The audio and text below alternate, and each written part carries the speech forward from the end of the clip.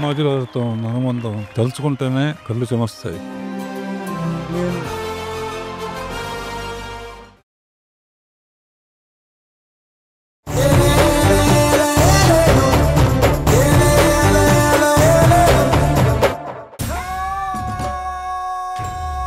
అయినా మీ అక్క చూడు తాపిగా చదరంగం ఆడుతుంది.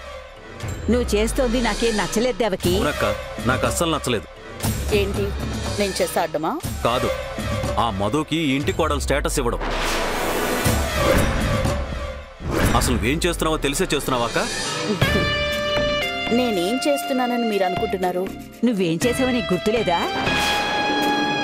మతిపోయి చేసినట్టున్నావు. పెళ్ళే ఇంటికి రాగానే వాడు జంటగా హారతికి నిలబడ్డానికి కూడా ఇష్టపడకుండా వెళ్ళిపోతుంటే వాణ్ణాపి ఇద్దరిని జంటగా నిలబెట్టి స్వయంగా నువ్వే హారతి ఇచ్చి కోడలుగా దాన్ని ఇంట్లో అడుగు పెట్టమని చెప్పావు. దగ్గరుండి దాంతో నట్టింట దీపం పెట్టించాం. వంటగదికి తీసుకెళ్లి పాలు పొంగించాం. ఇవన్నీ చేస్తుంటే ఏమిటి అర్థం? దాన్ని నువ్వు కోడలుగా ఒప్పుకున్నట్టేగా. నేను దాన్ని కోడలుగా ఒప్పుకుంటానని మీరెలా అనుకున్నారు? దాని మీద అంత ప్రేమను కురిపించి మాట్లాడావుగా. మాట్లాడితే ఓహో, ప్రేమగా దాన్ని దువ్వి ఆ నందుగాళ్లాగే దీన్ని కూడా నీ చెప్పు చేతలో పెట్టుకోవాలనుకుంటున్నావేమో. అది సాధ్యమయ్యేది కాదు. ఎందుకంటే ఆ మధు అందరిలా మామూలుది కాదు. అది ఆవలించకుండానే పేగులు లెక్క పెట్టే రకం. దానికి గాని నీ మీద అనుమానం వచ్చిందా దొంకంతా కదులుతుంది. ఇప్పుడే చెప్తున్నా, తర్వాత నీ ఇష్టం. కన్నదానివి, నీకు నా గురించి అర్థమైంది ఇంతేనా? నాతో ఎవరైనా డైరెక్ట్గా శత్రుత్వం పెట్టుకున్నారనుకో, ఎంతో కొంత బతికి బట్ట కట్టే ఛాన్స్ ఉంది. అదే నేను ప్రేమగా దగ్గరికి తీసుకున్నాననుకో, వాళ్ళకి గోతులు తీసి కప్పేసినట్టే లెక్క. కొంపదీసి దాన్ని చంపేస్తావా ఏంటి? చంపాలంటే ప్రాణాలు తీయక్కర్లేదురా, ప్రాణాలు ఉంచే చంపొచ్చు. అదేలా? అంత బుర్రే నీకుండుంటే నువ్వు నా స్థానంలో ఉండేవాడివిరా. నా భర్తతో సహా మీరంతా నేను దాన్ని ప్రేమగా చూసుకుంటున్నట్టు, దాని జీవితం గురించి నేను తెగ ఆలోచించి అక్కడ తీసుకుంటున్నట్టు అనిపించుంటుంది. మీరే కాదు, ఆ మధు కూడా అదే నమ్ముతూ ఉంటుంది. అందరి ముందు దాన్ని కోడలిగా గడపలోకి అడుగు పెట్టమనగానే అది తొందరలో గడప దాటి వెళ్ళిపోవడానికి నేను మొదటి అడుగేశానని మీకెవ్వరికీ అర్థం కాలేదు కదా? ఇప్పటికీ అర్థం కాలేదు. దాన్ని కోడలుగా ఇంట్లోకి రమ్మన్నాను, నట్టింటి దీపం కూడా పెట్టించాను. కానీ దాన్ని వాడి గదిలోకి వెళ్ళనివ్వకుండా గెస్ట్ రూమ్లో ఎందుకు ఉంచాననుకుంటున్నారు? అది 4 రోజులు ఉండిపోవడానికి వచ్చిన గెస్ట్. అది కింద గెస్ట్ రూమ్లో పంజరంలో పక్షిలా ఉండాల్సిందే, కానీ అది మెట్లెక్కి వాడి గదికి ఎప్పుడు చేరనివ్వను. నువ్వు అనుకుంటే అయిపోతుందా? అది సామాన్యమైంది కాదు. అది మెట్లు ఎక్కుతుంది, చివరికి మన ఎత్తినెక్కి టైతెక్కలు ఆడుతుంది. చూస్తూ ఉండు. మీ పీత బుర్రలకి అర్థమైందంతే. ఒక్కో ఆటకి ఒక్కో ప్రత్యేకత ఉంటుంది. దానితో ఎలా ఆడుకోవాలో నాకు తెలుసు.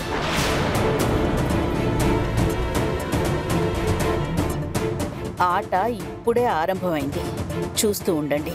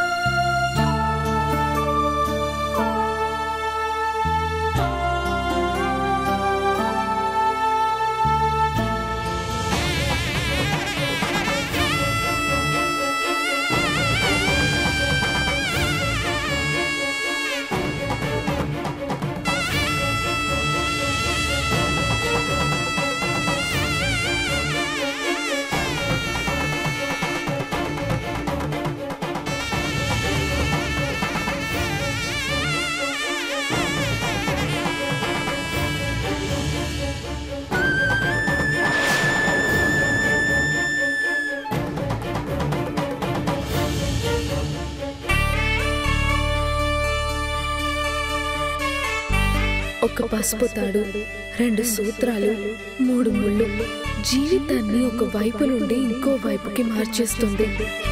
ఈ పెళ్లి ఓ కూతుర్ని తండ్రికి దూరం చేసింది.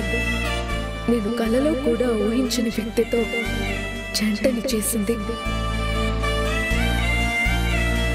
గుండెల మీదకి మంగళసూత్రాలు వచ్చినంత తేలిగ్గా మనసులోకి మనిషి రాగలరా? 3 ముళ్లతో ముడేసినంత బలంగా ఈ బంధం బలపడుతుందా?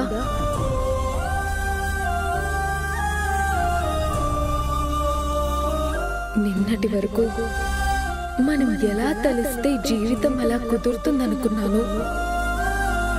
కానీ నేనెప్పుడు పెళ్లి గురించి ఆలోచించలేదు.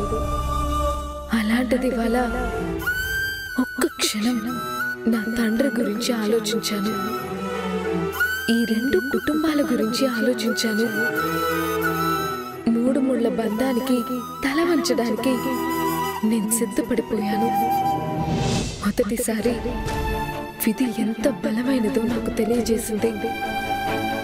ఈ విధి నన్ను ఇష్టపడని వ్యక్తికి భార్యని చేసింది. ఈ ఇంటి కోడల్ని చేసింది. అనుకోని ఈ కొత్త జీవితం, ఈ కొత్త ప్రయాణం నన్ను ఎటు తీసుకెళ్తుందో తెలీదు. నేనున్న ఈ స్థితి నాకే అర్థం కావడం లేదు. నేను భయపడుతున్నానా, లేక బాధపడుతున్నానా, లేక ధైర్యంగా ఉన్నానా? ఇది కూడా నాకు తెలీదు. ఇప్పటికీ ఇదంతా కలగానే ఉంది. నమస్తే మేడం. నమస్తే. ఏంటా ఫైల్స్? కొంచెం అర్జెంట్ ఫైల్స్ మేడం. సార్తో సంతకం చేయించుకోవాలి. సంతకాలు తీసుకునే టైమా ఇది? వెళ్ళి 2 రోజుల తర్వాత రా. సారీ మేడం, ఇంత అర్జెంట్ కాకపోతే ఫైల్స్ పట్టుకుని ఇంటికి వస్తాను చెప్పండి. పెద్ద సార్తో సైన్ చేయించుకో. అయ్యో లేదు మేడం, చిన్న సారే సంతకం చేయాలి. సరే, వెళ్ళి సంతకాలు చేయించుకుని తొందరగా వచ్చేయి. బాబుని డిస్టర్బ్ చేయకు. ఇలా వెళ్ళి అలా వచ్చేస్తాను మేడం.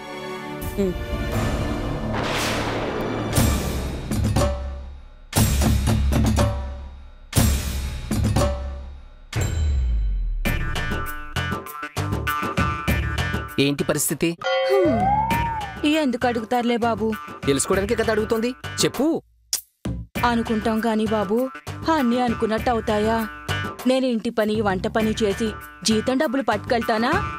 10 నిమిషాలు కూడా జీతం డబ్బులు ఆగవు. ఇంటద్దే, పాల బిల్లు, పచారీ బిల్లు, కరెంటు బిల్లు, నీళ్ల బిల్లు అని మంచి నీళ్లలా అన్నీ ఖర్చయిపోతాయి. రోజు రోజుకి పరిస్థితులు అధ్వానంగా తయారవుతున్నాయి బాబు. ఆగాగు. నీ కష్టాలని నాకెందుకు చెప్తున్నావే? నేనేమన్నా ఆరుస్తానా తీరుస్తానా? మీరే కదా బాబు పరిస్థితి ఏంటి అని అడిగారు. ఎక్కడెక్కడ తింగర మేళాలని నాకే తగులుతారేంటి? నేను అడిగింది నీ పరిస్థితి గురించి కాదు, ఈ ఇంటి పరిస్థితి గురించి, చిన్న సారు కొత్త కోడల గురించి. మరి వివరంగా అడగాలి కదా బాబు ముందుగానే. తప్పైపోయింది, ఈసారి క్షమించు. బాబు మరీ అంతగా కొట్టేసుకోకండి. ఎవరైనా చూస్తే చెంపల మీద వాతలు నేనే కొట్టాననుకుంటారు. అనకూడదు కానీ అండి, చిన్నసారు మరీ ఎక్కువ చేస్తున్నారండి. పెళ్లి చేసుకుని వచ్చారు, కనీసం హారతి కోసమైనా నిలబడాలా? అట్టే గడప దాటి పరిగెడుతున్నారు. అమ్మగారు మహాతల్లి, ఆవిడ ఆపి చిన్నమ్మగారితో సార్ని నుంచోబెట్టి హారతిచ్చింది. ఆ తర్వాత ఒక్క సెకండ్ నిలబడితే ఒట్టు. చిన్నసారు అలా చేయకూడదు కదండి. ఆ మధు అమ్మగారు ఎప్పుడు చూసినా నవ్వు ముఖంతో గలగలా మాట్లాడుతూనే ఉండే మనిషి. ఇప్పుడు చూడండి, ఆ మనిషి మొహంలో నవ్వు లేదు, మాట లేదు. అసలెంత అన్యాయం అంటే, కొత్త కోడల్ని అబ్బాయి గదిలో కాకుండా కింద గెస్ట్ రూమ్ లో వేరుగా పెట్టారు. పాపం ఆడకూతురు మనసులో ఎంత నలిగిపోయిందో. అయినా మీరు మగాళ్లేగా, మీకేం తెలుస్తాయి ఇవన్నీ? వెళ్ళండి వెళ్ళండి, తప్పుకోండి, వెళ్ళి తుడుచుకోవాలి.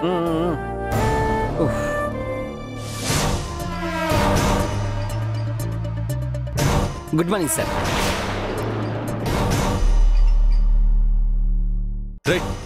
నువ్వెందుకు వచ్చావు ఇప్పుడు? అవసరం అనిపించే వచ్చాను. ఏం అవసరం ఇప్పుడు? సంతకాలు తీసుకుని వెళ్దామని వచ్చాను.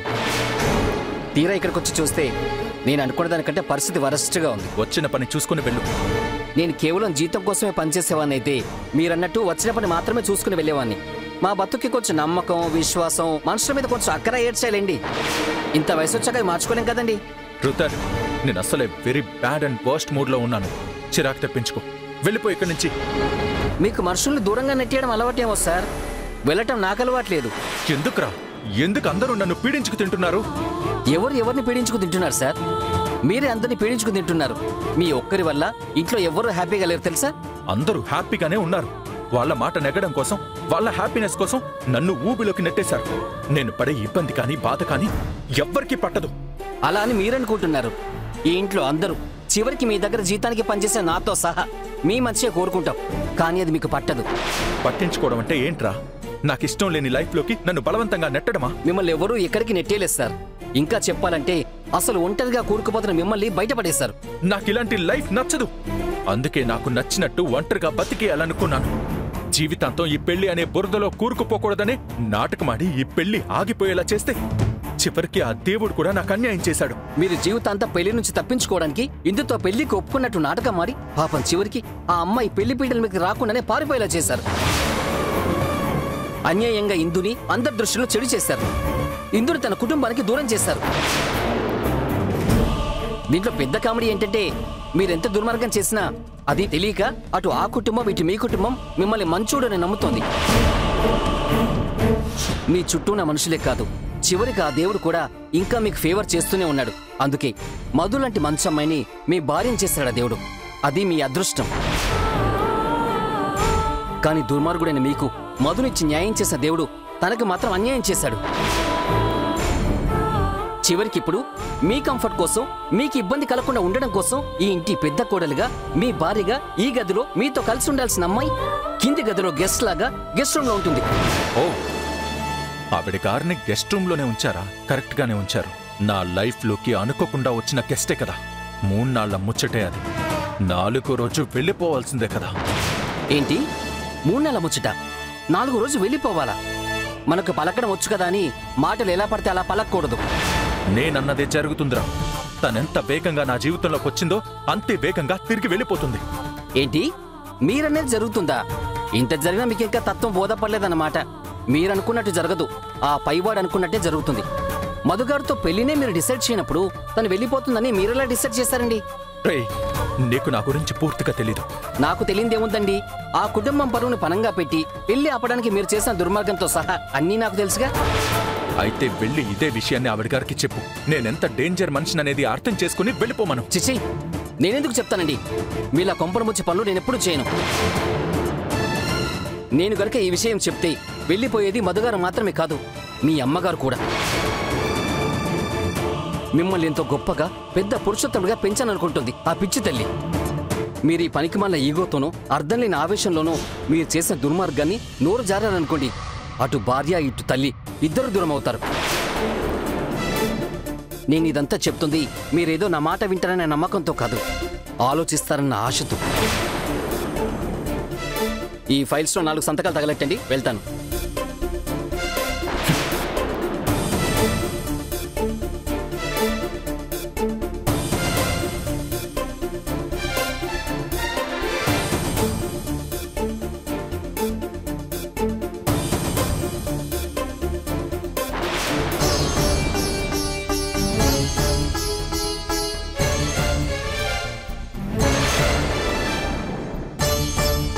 సంతకం ఇది.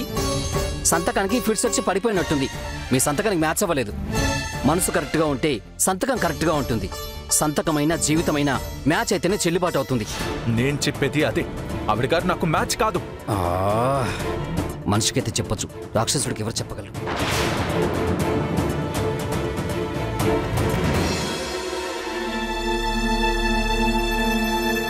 ఏమా, కోడలు తాగడానికి జ్యూస్ ఏమైనా ఇచ్చావా లేదా? ఇందాకే తీసుకెళ్ళాను సారు. వద్దనేశారు. వచ్చిన దగ్గర నుంచి అలాగే ఉన్నారు. పెళ్లి బట్టలు కూడా మార్చుకోలేదు. అవునా? సరే, నువ్వు వెళ్ళు.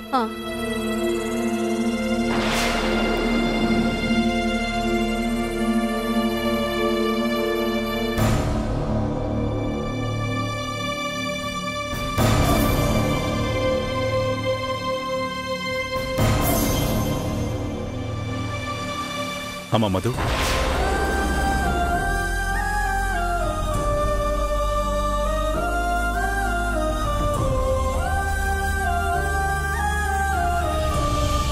నీకు థ్యాంక్స్ చెప్పాలో సారీ చెప్పాలో అర్థం కావట్లేదమ్మా. కానీ నువ్వు ఈ ఇంటి కోడలవడం మాత్రం అదృష్టమని చెప్పాలి. పెళ్ళై ఇంటికి రాగానే నీతో పాటు జంటగా నిలబడి హారతి అందుకోవడానికి కూడా వాడిష్టపడలేదు. అది నీకెంతో ఇబ్బందిగానూ బాధగానూ ఉంటుందని నాకు తెలుసమ్మా. కొన్నేళ్ల క్రితం వరకు వాడందరిలాగే చెలాకీగా సరదాగానే ఉండేవాడమ్మా. తర్వాత ఏమైందో ఏమో ఉన్నట్టుండి బాగా రిజర్వ్డ్ అయిపోయాడు. బిజినెస్ తప్ప మరో ఆలోచన గాని సరదాలు కానీ ఏవీ లేకుండా ఇంచుమించు ఓ మెటీరియలిస్ట్లా తయారైపోయాడు. అలా ఎందుకయ్యాడో ఎంత అడిగినా సమాధానం లేదు. ఎవరితో అయినా సరే అవసరం మేరకే తప్ప ముక్తసరిగా మాట్లాడతాడే తప్ప ఎవరితో పెద్దగా కలవడు. అసలు పెళ్ళే చేసుకోనన్నాడు. చివరికి ఎలాగోలా ఒప్పుకున్నాడు. మనం ఒకటి తెలిస్తే దైవం ఒకటి తెలుస్తుంది అని ఇప్పుడు నువ్వు నందు భార్యవయ్యావు. ఇప్పుడు నువ్వున్న స్థితిని కూడా నేను అర్థం చేసుకోగలను. నువ్వు మీ నాన్న కోసమో 2 కుటుంబాల పరువు కోసమో ఈ పెళ్లికి సిద్ధపడినా అనుకోని మనిషి సడన్గా భర్త అయ్యేసరికి అది జీర్ణించుకోవడానికి కొంచెం కష్టంగానే ఉంటుంది. మరోవైపు మీ నాన్న గురించి ఎంత బాధపడుతున్నావో నేను ఊహించగలను. కానీ ఏం చేస్తాం, విధి. మావయ్య, మా నాన్నకి నాకు ఎన్నో ఏళ్లుగా అభిప్రాయ భేదాలున్నాయి. మా నాన్న మంచి మనిషి, అంతకంటే మంచి వ్యక్తిత్వం ఉన్నవారు. నాకు తెలుసమ్మా. వాడి వ్యక్తిత్వం వల్లే ఇన్నేళ్లుగా మా స్నేహం చెక్కు చెదరలేదు. అందువల్లే బంధుత్వంగా మారింది కూడా. అందుకే మిమ్మల్ని రిక్వెస్ట్ చేస్తున్నా మావయ్య. చెప్పమ్మా. మా నాన్న ఇలానే బ్రతకాలి అని కొన్ని పద్ధతుల్లో ఉంటారు.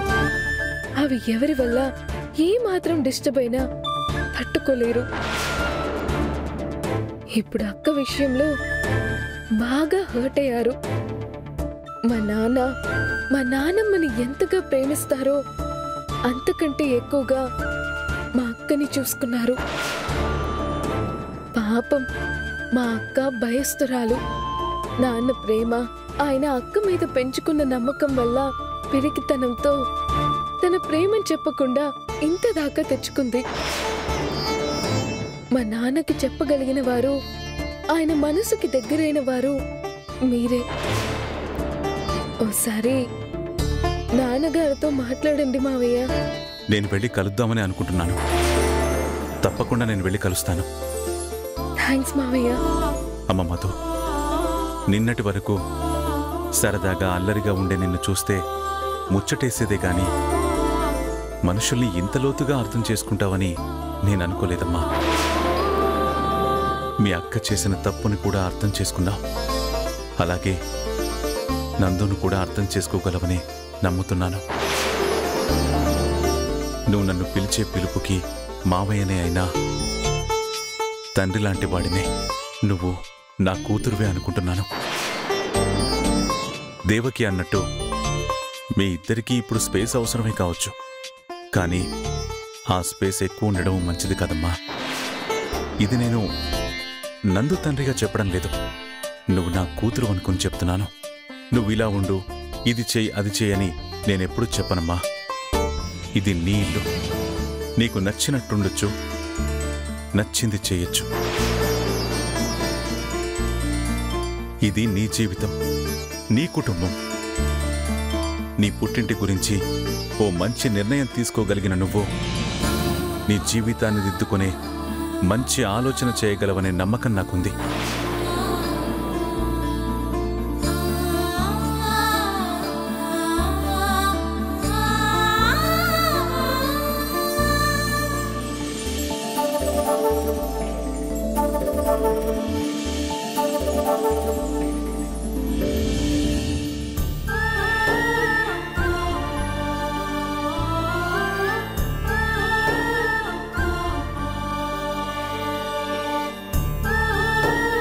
ఏంటి రమణి, స్నానం చేసొచ్చి అలాగే కూర్చున్నావు? పూజ గదిలో దీపం కూడా పెట్టినట్లేవు.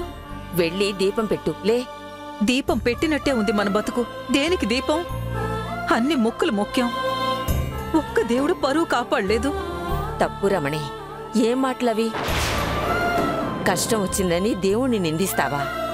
ఏది జరిగినా దేవుడి దయే అనుకో. మనుషులు చేసే తప్పులకి దేవుణ్ణి నిందిస్తే ఎలా? అయినా దేవుడు దయతోనే మధు రూపంలో కాస్తైనా పరువు దక్కింది. గొప్పింటి కోడలవ్వాలని మధుకి రాసిపెట్టుంది, పెద్దదానికి లేదు. వెళ్ళు, వెళ్ళి దేవుడికి దీపం పెట్టు.